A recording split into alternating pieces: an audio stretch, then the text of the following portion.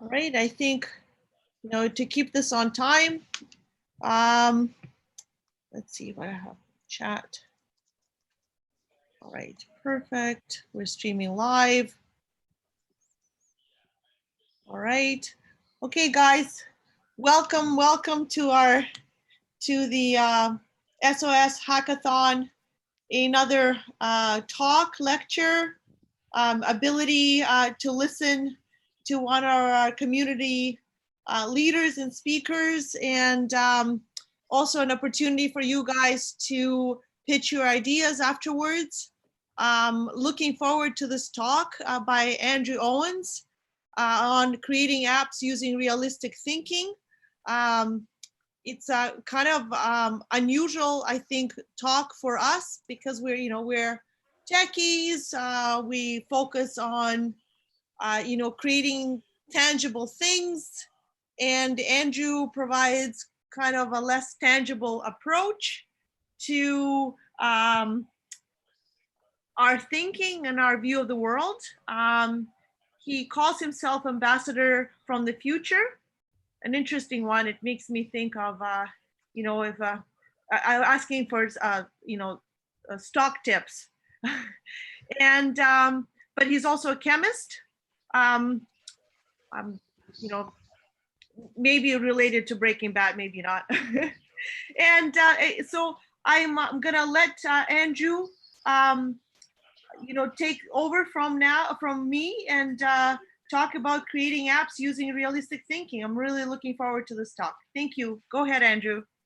Good morning. It's 11 o'clock in Toronto.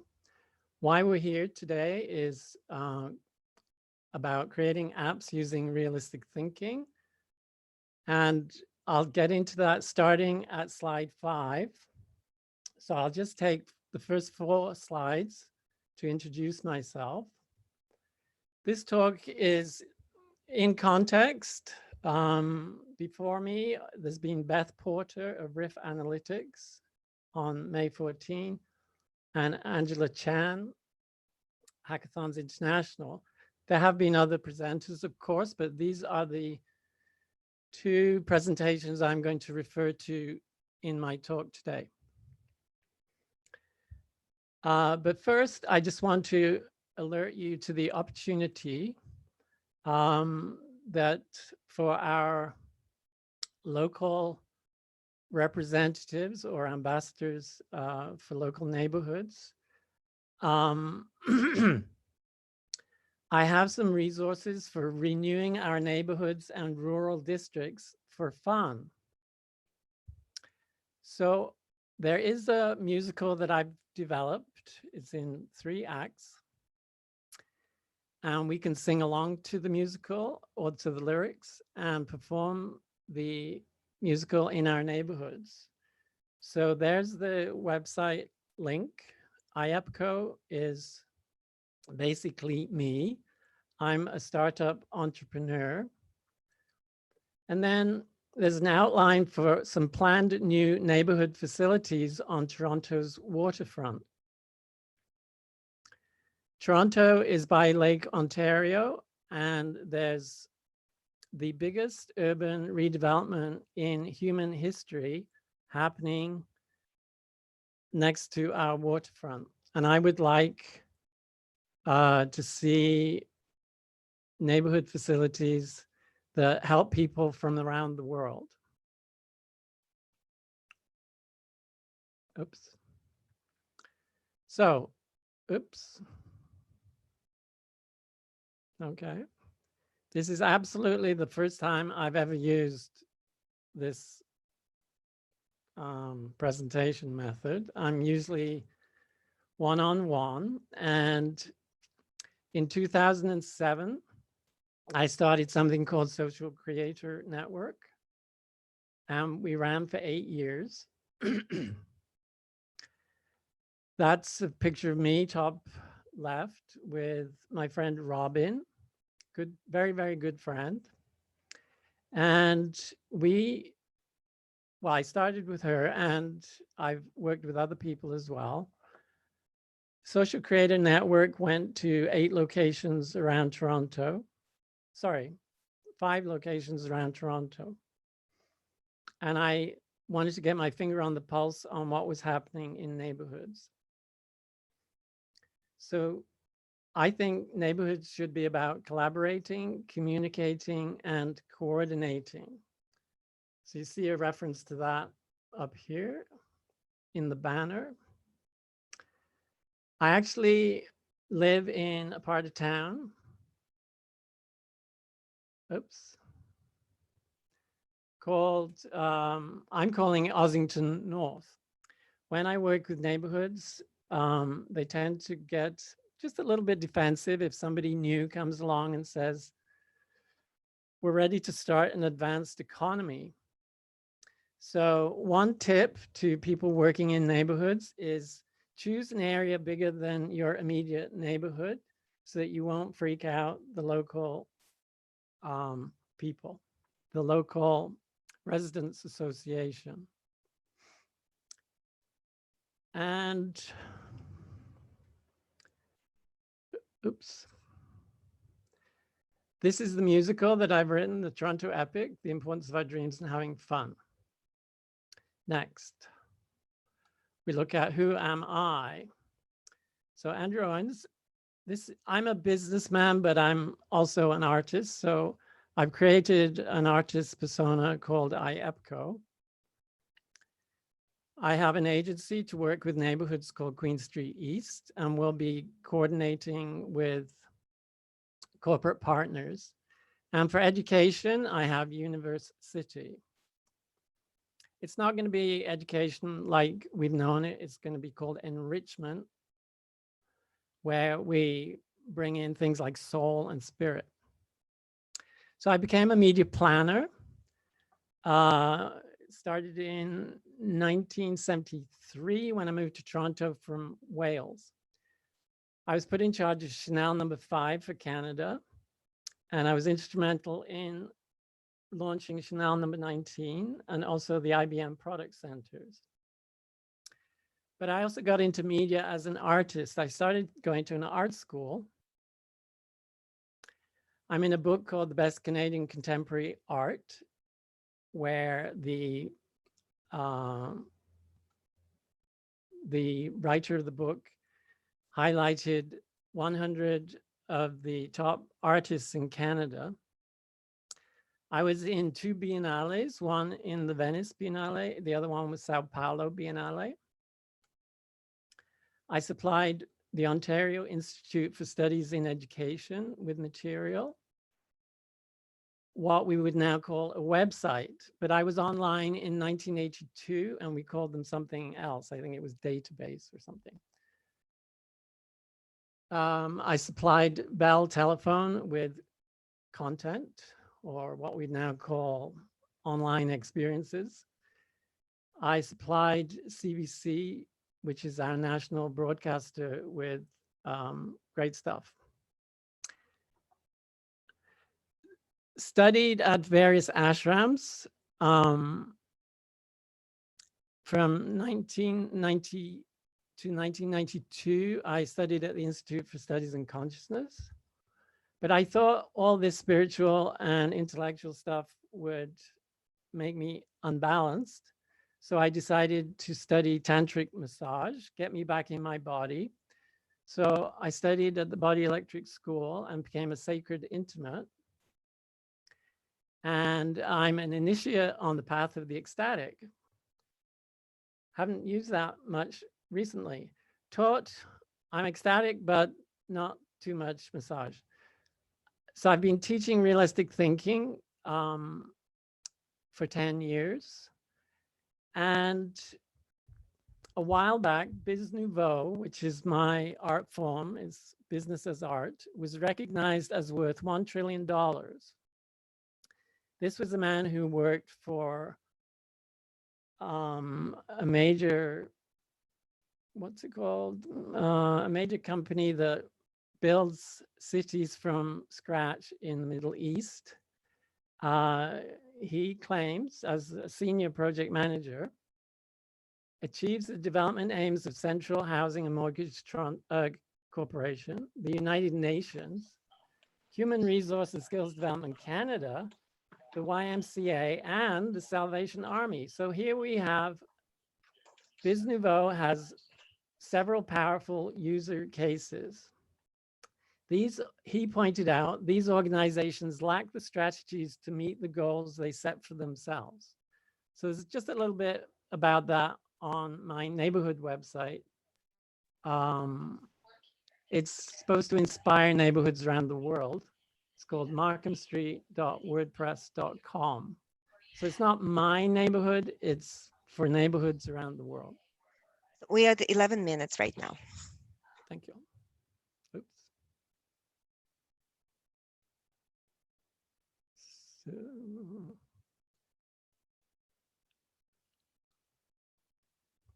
So what am I doing these days? In my experience, my most trusted teacher is the periodic table within inorganic chemistry. It's the product of an international collaboration since 1869. Business can learn a lot about collaboration internationally from science. Inorganic chemistry is the only mature science. There's nothing much more to learn in inorganic chemistry. I found out that this table freely offers a summary of all the simplest sustainable systems. They're called atoms. And in addition, it shows us how each system relates to all other systems at the atomic level. So this table takes each atom, arranges it into rows and columns, and because of the periodic nature with which the atoms occur, it shows them in relationship to one another. And it's widely accepted around the world that atoms are the platform for the universe. I can get into that at another time. So now I apply what I know about the simplest systems and I apply it to hackathons and spreadathons. Why? What good would solutions for our planet be if nobody knows about them? So that was the founding statement for the spreadathon, which we're exploring together with the Crypto Chicks organization. So I've told you what I'm doing, and this is my, on the right hand, it shows my file system on my desktop computer. So I'm actually using what I'm teaching. App development. So this is the beginning of my presentation after the introduction and setup. Beth Porter, who's an educator, said, we need diagrams to discuss how to break problems down into challenges that can be addressed through clear objectives. My experience has been the best diagrams are mind mapping. They not only show aspects of a problem, but also how they're interrelated. So project management is extremely linear. Artists, I can sit down with an artist and I can get their idea on a piece of paper that they can take home with them. I can get it down in about 20 minutes. Project management, not so easy, especially when we're working with people in the arts. So app development. Angela from Hackathons International said, build a minimum awesome product. Now there's a lot of wisdom in that. We start off thinking big and all of a sudden it collapses into, well, what can we do in 2 days?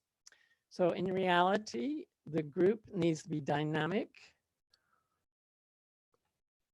We need to be in the moment. Our human nature allows us flexibility to work effectively in society and in hacker groups to solve problems we created using logic.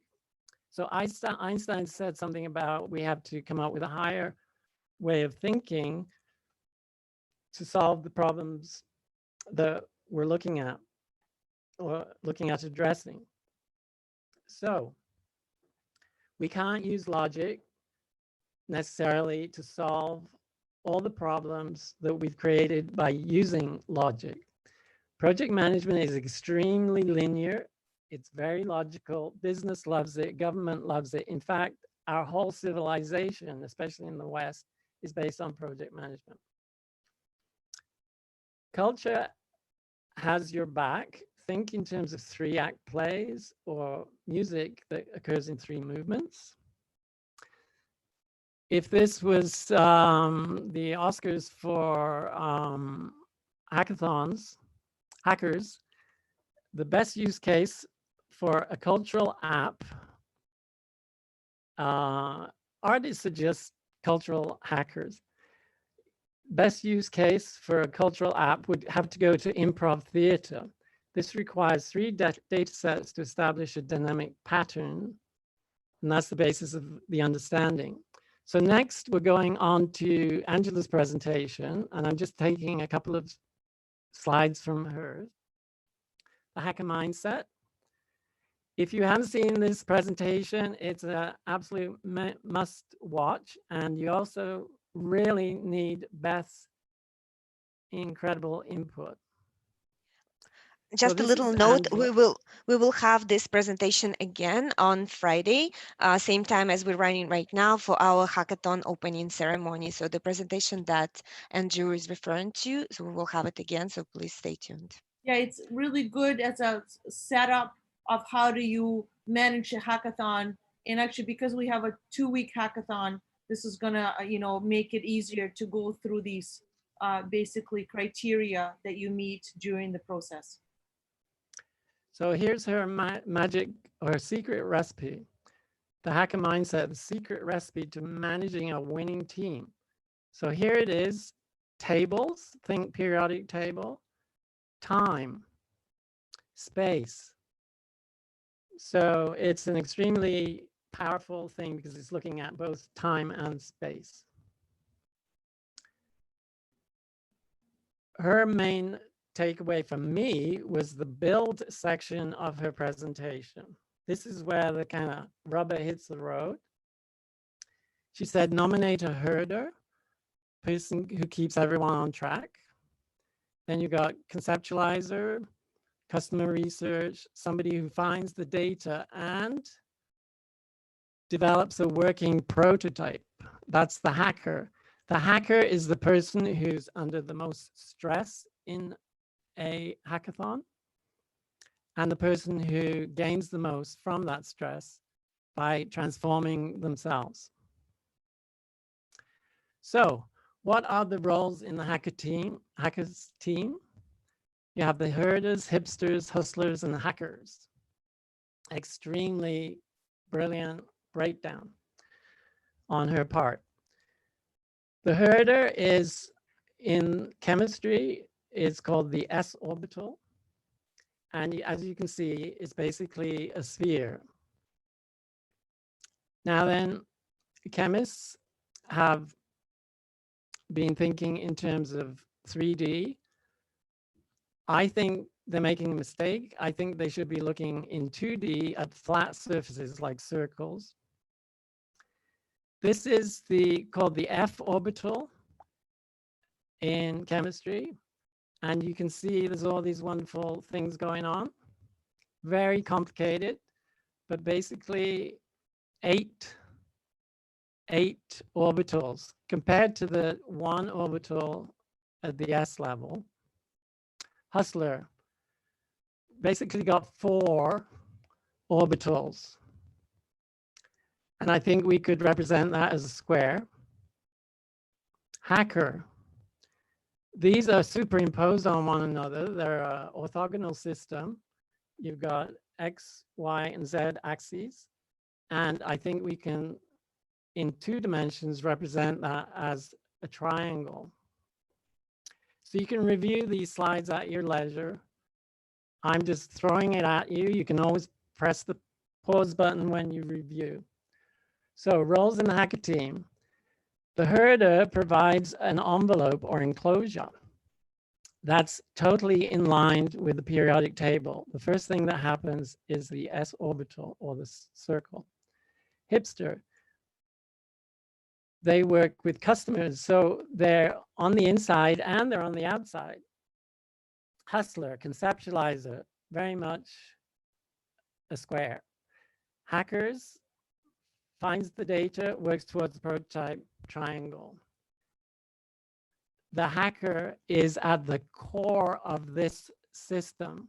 When you run your hacker teams in a realistic way, the hacker is at the center and the herder is on the protecting the space. So what do fully realized hacker teams look like? So realized is a term from spirituality. So I'm kind of messing here, making things, drawing analogies from all kinds of different fields. At the end of the mother of all hackathons, what can we anticipate seeing in terms of organization? So just imagine for a moment you're at the world's leading hackathon in 2050. What kind of organization have hacker teams developed into? Okay. We are at 22 minutes right now. So, and Andrew, also please check that you have some problem with your microphone. Is something maybe lying on your computer or something, that because it's has like this bumping sound. Okay, So, I'm yeah. sitting too close to the microphone. So roles in the hacker team, we've seen, so we'll just review, herder, hipster, etc. This is called Sri Yantra. It's the complete development of the hacker team. It's also the revered in Indian spirituality or some Hindu spiritualities as Sri Yantra. People revere it in spiritual groups from the Indian subcontinent because they believe it is the organizing pattern for the universe. So it's very powerful. It has use cases all the way up to the universe. Almost everything we know about atoms came from looking at molecules. So I don't trust science. I'm a recovering scientist. Everything we know about atoms pretty much came from looking at molecules. So there we have a confusion of categories. That's a technical term, confusion of categories. Science hasn't necessarily been telling us the whole story about atoms if we're looking at molecules. Sri Yantra is a combination of three sounds, sh, zh, and i. Hindus use this popular yantra or mystical diagram to worship the goddess of wealth. Now, across the bottom, you see symbols that you might find on your cell phone. At the bottom of your cell phone, you'll see a circle, a square, a triangle, and also what's called the systems button, which is in Sri Yantra, we see it as the red petals around the triangles at the center of this mystical diagram. So we'll go on. This is basically the end of my presentation. So I'm just going to go back. It gives us a bit more schmooze time looking at Sri Yantra. So why is this significant for our hackers?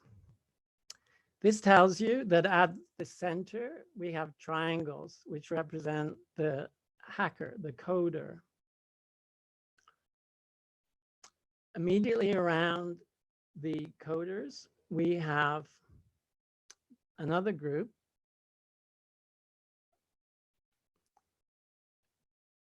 which are the hipsters.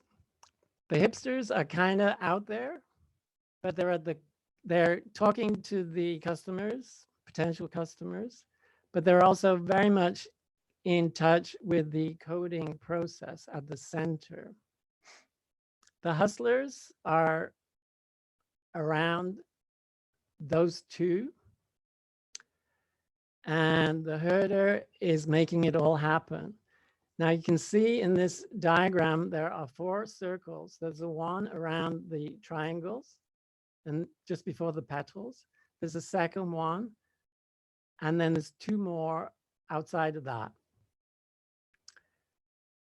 In chemistry, the petals are the red petals for the hipsters are called the lanthanide series, lanthanide. Lanthanos is a character in my musical. He's the dark horse. We don't know he's going to be significant.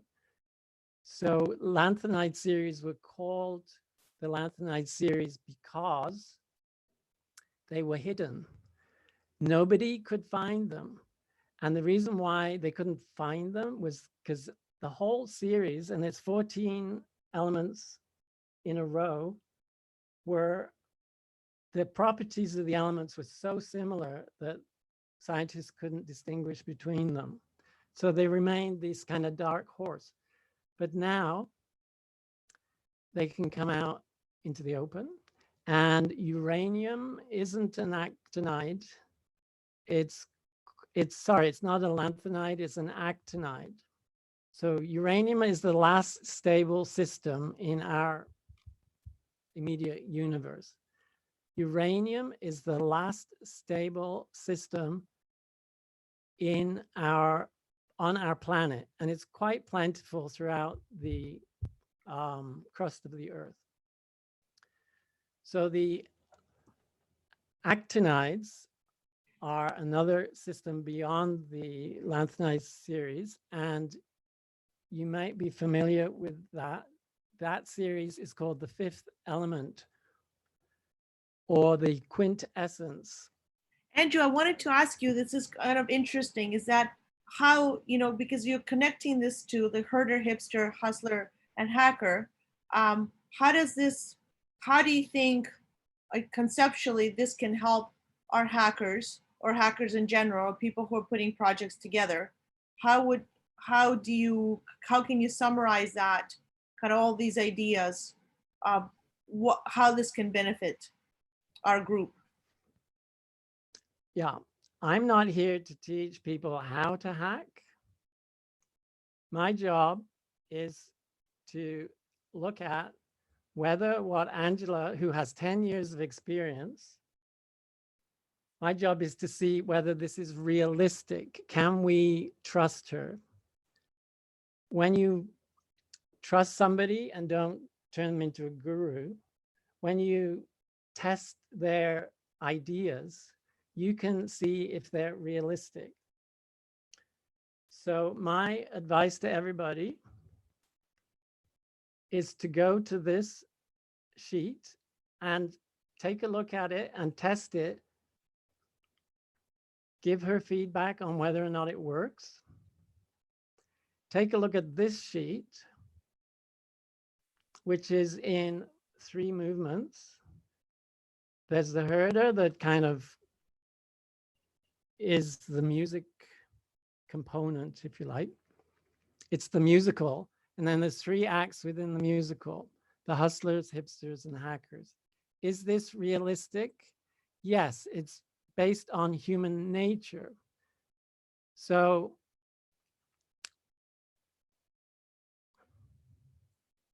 this is great. The hacker mindset is fantastic. It's a theoretical model based on huge experience. So I totally endorse this. It's totally borderline realistic. We can refine it further. We can work as an international team, just like in science. Yeah, and through experience, and try to, and basically from what I understand, you're saying that it makes sense from, if you look at it from chemistry or spiritual, ancient Eastern spirituality, they have the same kind of pieces that we're currently applying in our today's environment. Correct. Okay. So I'm not here to teach people how to hack. I've never actually been on a hacker team. I admit it, but as an artist, I can drop myself into any context, pull out my periodic table and say, what's happening here? My periodic table will guide me through any system. So this is not about me teaching people how to hack. Angela has done a fantastic job of doing that. I'm here to make sure that we are doing it realistically and that we can improve on it. How do we improve on it? We go to science. We go to this. This is how we can improve hacker teams for the next 5,000 years. If we'll last that long. This pattern this is so cool, 5,000 years. Anywhere. So if you want to build a good hackathon, this is your touchstone. I use the periodic table because I've been using it since I was about 14. I would listen to chemistry professors droning on about chemistry, and I'm thinking, well, what application does this have in my life today? I'm 14 years old. I would look at that periodic table and say, what is it? Why doesn't he tell us what it is?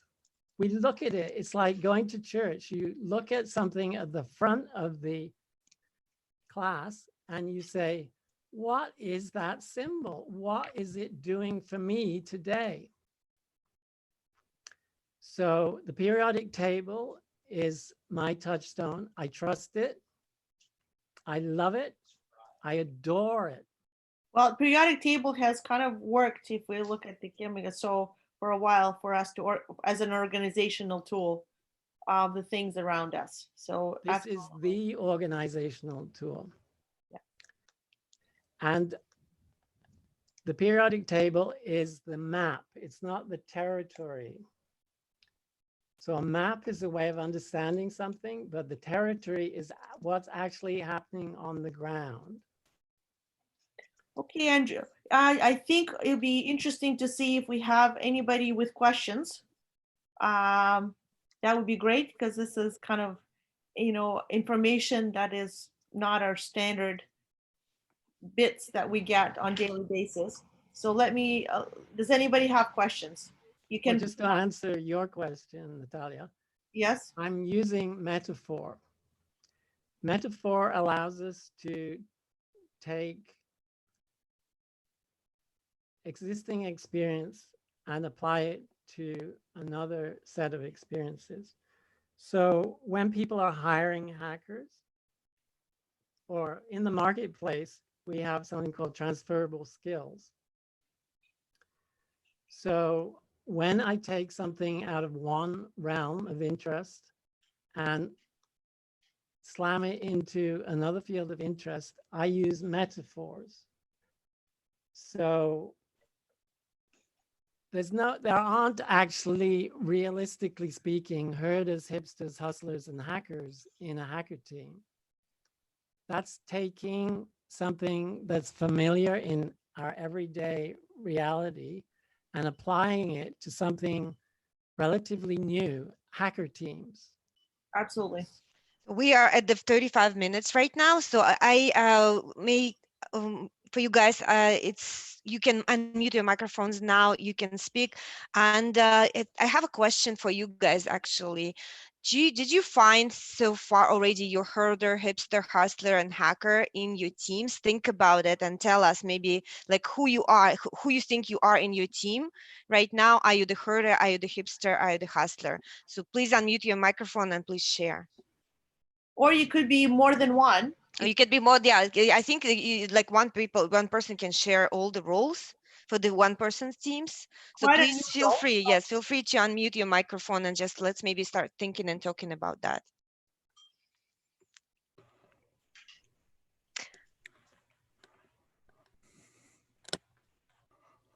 We I have a question of a slightly different nature, but I think it might be relevant for this talk, this context, and that is, time is very limited in these hackathons, and you have to go from almost nothing to something reasonably interestingly substantial in a very short time. So focus is really important. Clarity of vision and unity of vision is really important, and if insights about how to achieve that in a small team. Yeah, I go back to build. That slide from Angela. We've got Friday evening, Saturday, and Sunday. So you need an envelope of time. The herder provides the envelope of space. The schedule provides an envelope of time. What you'll find when you're hacking is everything's super big and everything's potentially doable. But when Sunday morning comes along, you think, my God, we've got to produce something. And that's when it collapses into something manageable. So anticipate expansion and contraction. This is how the universe works. This is how trees grow. They expand in the spring and they contract in the winter.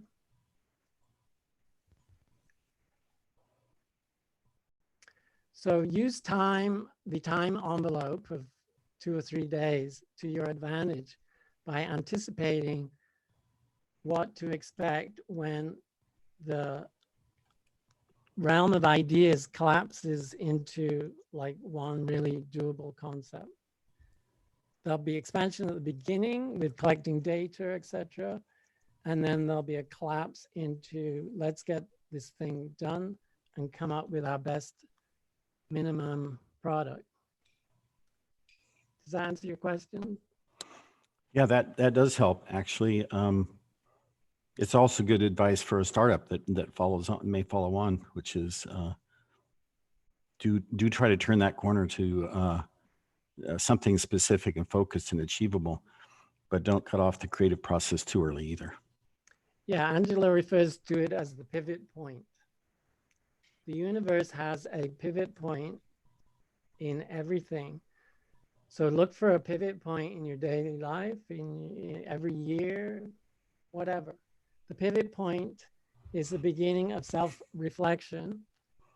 We start off on our journey totally open, and then reality hits, and we need to use that pivot point to reflect on what we've done so far and what we still need to do. I hope this is starting to make a bit more sense. I'm taking the most powerful system in the universe that we know of, and I'm applying it to hacking. Yeah, absolutely. Anybody else that has a question or wants to share if they're a hipster or a hacker, or maybe they have another thoughts on kind of on that role. It's interesting actually to think about what role you take in a group or in a project, because we don't necessarily think of ourselves in that way. All right, well, if we don't have any questions. Well, let me add a little bit. Yeah. First of all, you present your ideas to your teammates. So it's something that happens in 3 acts or 3 movements. You present your ideas to your teammates. Secondly, you find teammates. So make your presentation of your ideas attractive. And then the third part is start working together. So Saturday morning, you're presenting your ideas, etc. You found your teammates and you're starting to work together. Let it expand and then let it contract.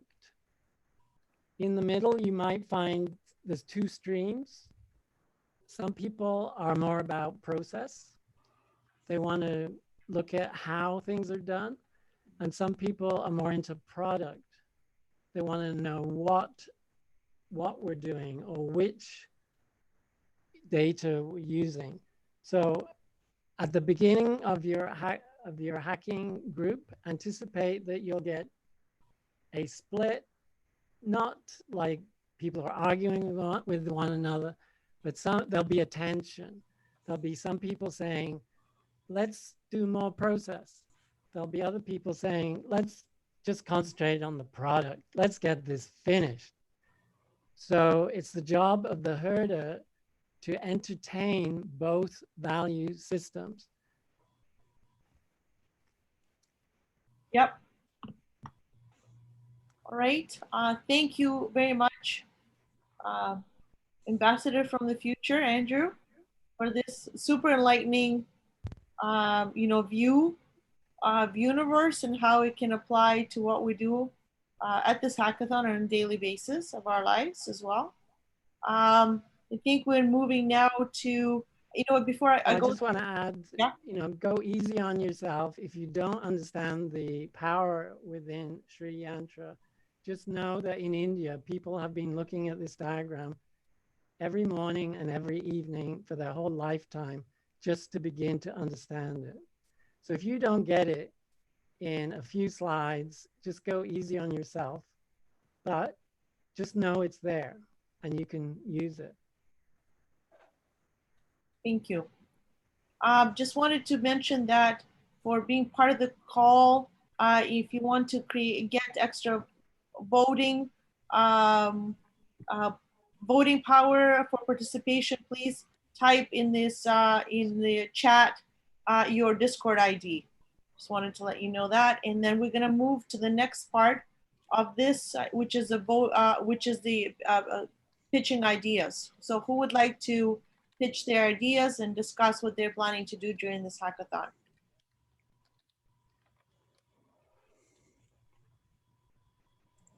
Anybody is interested? I think Juliana was actually booked this spot to present the idea. Yeah, definitely. I'm ready. Maybe some other guys will jump in. Hello, my name is Juliana Unisihina. I'm here on a SOS Planet-wide hackathon. I'm a community leader and present teams Infinity of Universe AI and Universe AI against COVID-19, which I presented earlier. Today, I'd like to discover more possibilities of universe artificial intelligence network. Let me share screen.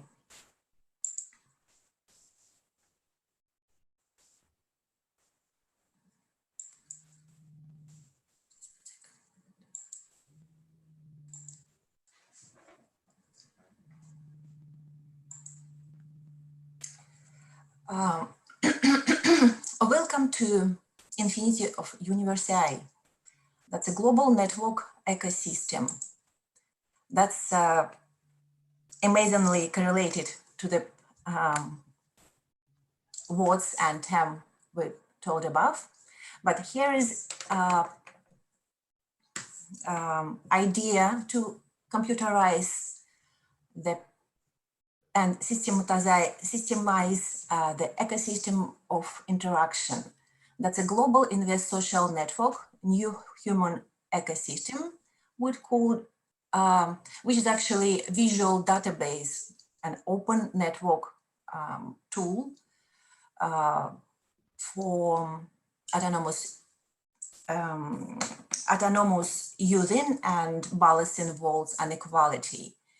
It serves for capital source against intellect information, transmission, and management in a human ecosystem or individually. So I concentrated everything to be very quick. That's why each sentence sounds a bit loud, but at the same time, it's concentrated a lot. So network based on Infinity self-evaluation concept algorithm model. And today it could be, So here I'm representing its education university and ISA model. ISA is a income share agreements, like hybrid financial instrument which connect shares and equities, and that's a new kind of market solution to tie long contracts. And why I choose that, because it's widely showing all possibility of this algorithm, and also it gives chance to study for free and to earn money endlessly, because students are paying when they get a job only. So we emulate a 3D space, computer space of solving processes issue. Dynamic networks allows us simultaneously use and manage it on any viewpoint by the governments or global policy organization till just individual. University enable user with like satellite monitoring and define epicenter of problem. That's a case when which one I explained on universe COVID-19 example, or opportunity, like here on education space, when person looking for opportunity to find finance and support, mentorship for innovation, education, etc. And then addressing necessary source. So I divide what universe into part. This open space network, first space called, that's uni, because it's aggregation of all, and it's open space. Then verse, it's actually individual fields where users can see the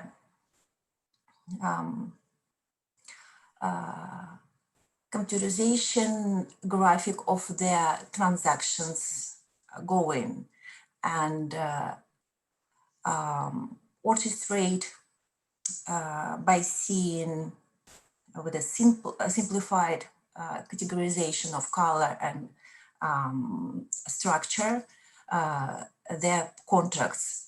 So in Infinity AI, with a compact volumetric topology, the rainbow infinities distinctive pattern can generate virtual process life space and display it for users. Make your reality artificial intelligence vision without great knowledge about it. I will not just can say that here is a combination technique.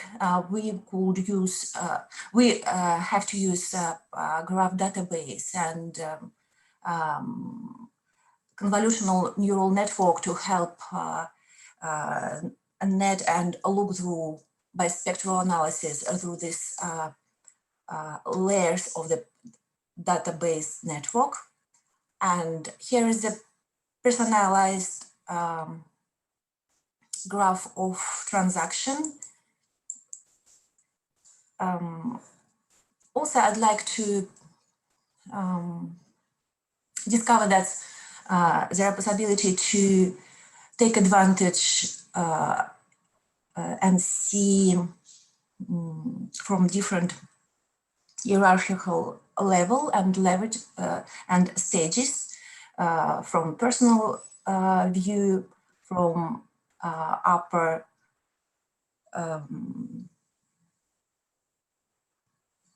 administrative stage in a educational case I'm talking about. This will be university and organization, and higher to look through whole database if they have consensus to open it to each other, this data. So with improved vision, we could actually through university fields rapid by user consensus, there is possibility for dynamic predictive searching with such geometric patterns universal maps and navigation on the higher level service for the macroeconomic and macro humanity. So this slide is about not a personal computer space called Infinite, but on a synergy computer field where we can use world singularity. The point where the bubble breaks explosively is a mathematical singularity, a violent moment when the surface change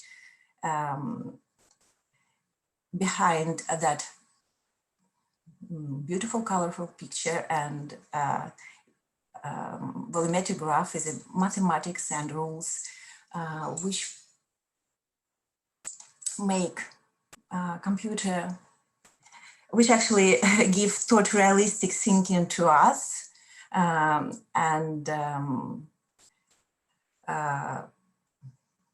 applied intelligence of Furious give sense, allows machine to sense and people to analyze quantumly, changing the role, which is interesting. So I'd like this network serve to avoid all this. There are each case I could explain how it will protect security, ecology, but it's you know, it's really long. So universal, it's actually ethics and governance technology. Hey, Juliana, you know what I wanted to ask you? What would you like to achieve during this this hackathon? Like what? Because these are really large ideas, right? What, and you know, it's interesting. We're just talking about focus. What would you like to get out of the 2 weeks that is different than you have today? I'd like to find out technical support. I mean, engineering and database scientist support, because that's idea having urgent importance nowadays, especially with world drop apart with the pandemic of COVID-19, and just to show people that there is a way close to us to start connect and not all these isolated points on the world. Like we have to be isolated, at the same time we have to correlate it and interact it more. That's a quantum problem solving. And I think that there is decision which is need to be computerized. And today, also, I would recommend part of it is that the technical people are technical because they're focused on a task at hand. So I think that you know probably the best use of the time and is to actually create, you know, minimal deliverable for the 2 weeks that are actually implementable. So, you know, when I worked on technical projects, the technical guys usually tell me, let me know what you want me to do and we will get it done. And the biggest problem is that conversation in a team of translating that, you know, the process of a feeling or emotion, you know, that Andrew covered, and you are trying to now compose into sort of this kind of a universal AI solution into actually, how do we get there? Steps. So I think, you know, right now, you know, this is, you know, it's super interesting. And, you know, I'm hoping that you're going to get mentors in the technical and build a team that help you can get there. But we are, you know, that was a good pitch. We usually have like a 2 minutes for the pitch. So that's another thing is, you know, you'll need to be able to convert this into literally a 2-minute kind of video at the end of this that will be judged. So that's another sort of suggestion that I have, that all these ideas have to come together in a kind of a elevator kind of a discussion. Can Yes, I? thank you very much, something? Natalia. Absolutely agree with you. And I see already some interesting people coming to talk. Say, of course, that's not under my background and experience to create a network database, but I'd like to also represent Frank Lapinto. I call to discover and tell his interesting technology, which is support and because database is actually to construct a world, and of course it's it's not only engineers and developers, but how to input this data. And his idea is really interesting because it's covered, as I mentioned, and want to connect people remotely where even no internet. But he will, of course, represent it himself. Okay, great. Thank you. Thank you very much. Hi, Luliana. This is Carl. Yes, So we've Carl. been talking a little bit. I'm picturing the possibility that it would be the Decentraland would have the capability of creating a three-dimensional visualization of some data that you could touch.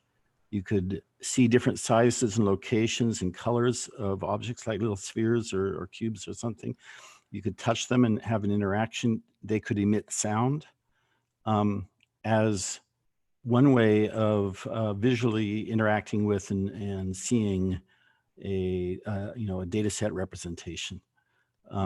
If you would like to identify some particular problem and existing data set, I mean, obviously we don't have time to create a new data set. If there's something out there that exists that we could get a hold of and figure out ways to translate that into insight producing visualizations, producing a prototype of that in a space in Decentraland would be possible. Great. My daughter is working on a Concordia project that's for music composition using a similar sort of three-dimensional space. So some of what we might work on if you did that could have other applications as well. Interesting. Thank you. Absolutely. Also, I think we have Frank who wanted to present, right? Yes, Frank, Yes. please go ahead. Hi, my name is Frank Lopinto. I'm a physicist, experimental high energy physics. So you learn more about atoms other than looking at molecules. You sometimes smash them, break them apart. But be that as it may, what I've developed over the past 20 years or so is a technology for delivering information any place in the world just by showing television images. So if you can imagine a chessboard without the pieces, just the squares, and you're watching television and you see a chessboard, and then all the colors in the chess change. And then the next frame, all the colors in the chessboard change. Those colors are identical map to map with the sequence of bits in a computer file. That means I wrote software that, and I didn't do it over a weekend. I wrote software that allows you to look at any computer file, any digital content, translate the contents into a series of images of chessboards where the colors are not just black and white. I use red, white, blue, and green, and send them over television to any location that TV could receive. At the receiving end, you feed those images back into a computer using one of these guys, and then the vision in the computer analyzes each image and reproduces a disk file. So if all you had was television and you wanted to send a database, and Juliana, we need to talk separately. I think the concept you're looking for is an interactive archive. We can go into that. But if you want to send websites, database, interactive archive, music, anywhere, all you have to do is create images, make a television program out of those images. I don't care about the sound, and broadcast them. I've developed this. It works. And I'm looking to translate it to Linux. It's working on Windows 7, and just make it available for people to do what they want with. So that's what I've got. Awesome. Thank you so much, Frank. It's Frank. really, really a great idea. Like, is there any way we can like see it? Like, is there any links that you can provide us that we can make it like ourselves and our audience familiar with that? Yeah, it's I think my website is still up. It's been incomplete for about a year. Can you send it In the chat? In the chat, yes, yes. So if you just send it to everyone, if you don't because mind. it you know the big issue today is also with transmission and corruption of data, right? And there's a lot of people, there's a number of people, not a lot, but there are people who are trying to use AI to reconstruct data signals, which are critical. So if you have, You don't need AI for that. You do no, not. I get it. No, but I'm just saying that we're doing. So basically, you are providing a very simple, straightforward solution of actually dealing of that data transmission globally. Actually, what the technology does is it takes an existing worldwide infrastructure, the Yeah. television broadcasting network, and turns it into a data broadcasting network. Yeah. Just without changing the television broadcasting network in any way whatsoever. Yeah. What I've done is I've created a DVD on my computer here. I've been able to broadcast it over television channel 2, receive it, and reconstruct a website. So what I'd like to do is make people aware of it and allow them to use it and get educational content into remote communities, whatever else you could think of. That is really great. Wow. Did I post this for everybody? Yes, we can see it in the chat. Yes. Okay, good. Also, like how do you think our hackathon participants can use this? Like, what would you recommend? I don't think the hackathon participants could use it at all. I don't think anything can happen out of this over a 3-day. I've been working on it for 20 years. Mm-hmm. I think what could happen is that people could become aware of the possibility and want to join a free and open software group that develops it. I mean, the business about the herders and all this kind of stuff, you could you can put that in other terms, traditional management. But if there are people that are interested in working on an open source program that could do this, then they could give me some help. I've been doing this. It started in the mid 90s at NASA, where I got money and I proved the concept of transmitting data over television. It's common today. But what I'm trying to do now, see, the thing is, if you wanted to get information out to people, all you would have to do is buy a commercial on television. And during that commercial, show the chessboards.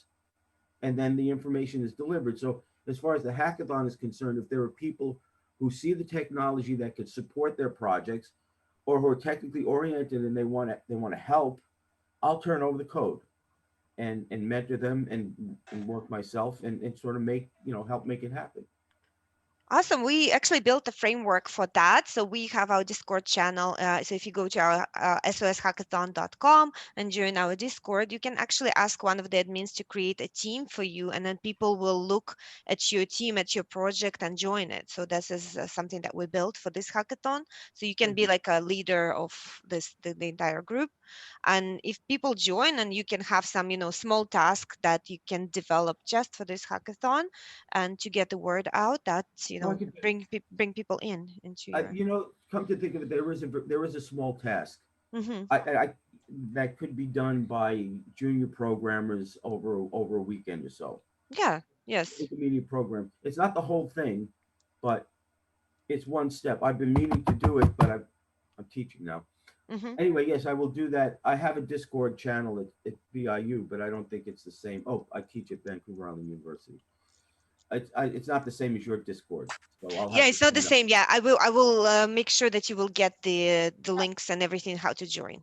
It would be really wonderful if you make what just talked about to Liana about this, create one aspect of what you're doing and get it built out over the 2-week period with the team. And, there's kind of, you create that, hopefully you create a snowball effect.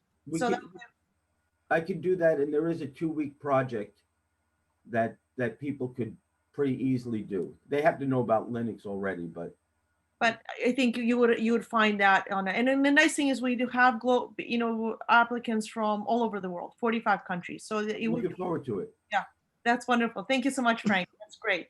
Thank you, Frank, very much. And I'm also looking forward. And probably there are some kind of things to look at. That's a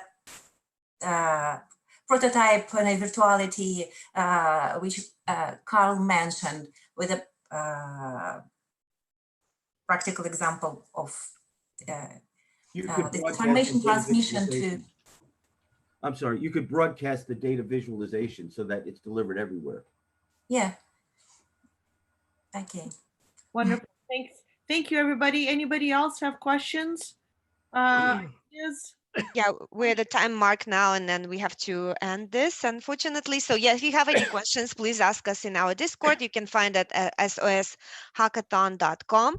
Our upcoming webinars actually will be from one of the additional prize givers. We just signed a contract with the sponsor, Avi, who will be giving additional $2,000 prize into this hackathon, and they will have a workshop on it on Friday, on Thursday, May 28th. And on Friday, we will have our opening ceremony at the same time, 11 a.m. EDT. So please stay tuned and check out the schedule at soshackathon.com and in our Discord. Thank you very much. Thank you, guys. Mhm. Have a good Bye-bye. day. Thank Bye-bye. you. Bye. Have a good day, everybody. Thank you.